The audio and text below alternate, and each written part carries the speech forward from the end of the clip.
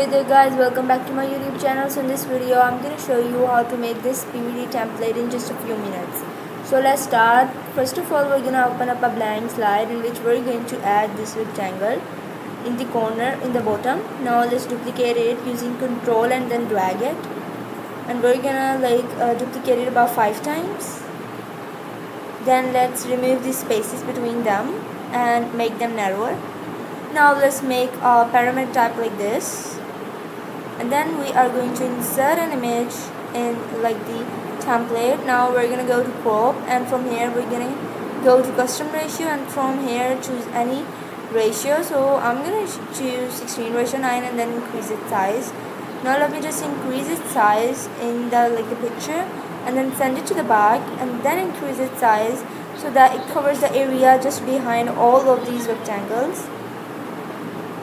Cover the rectangles, and then we have to make sure that the picture is just behind and that it covers a significant part of the image. Now first select the image, then all of your rectangles one by one. Now let's go to merge option, and from here we're going to click on fragment, like this. So now let's remove this image, we don't need it anymore.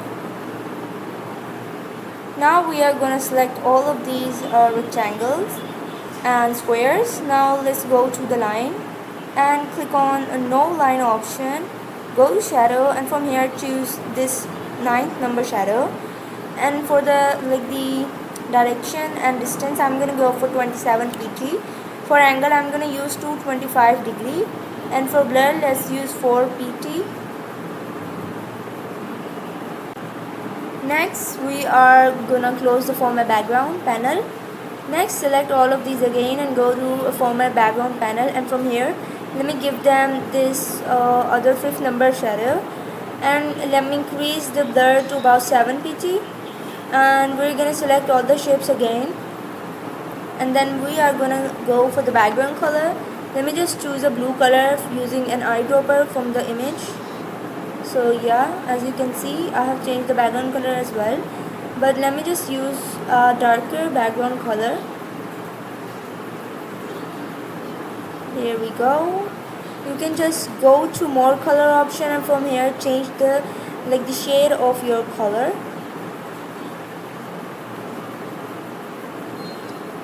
Then what we're going to do next is select all of these rectangles and then go to animations, and from here let's give them the zoom animation. And for the timing, let me just give the duration of 0.50, for delay 0.10. and now go to animation panel and choose the distance of 3 of these animations. Give distance of 3 animations, and then we are going to select them and then give them animation. Next, what we are going to do after giving the timing as well, we are just gonna preview what we have made. So this is how this looks right now, but I still want it to be a bit more in the animations gap. So let's click on with animation with previous in the panel right here, which says start. So here we are. I have given all the animations.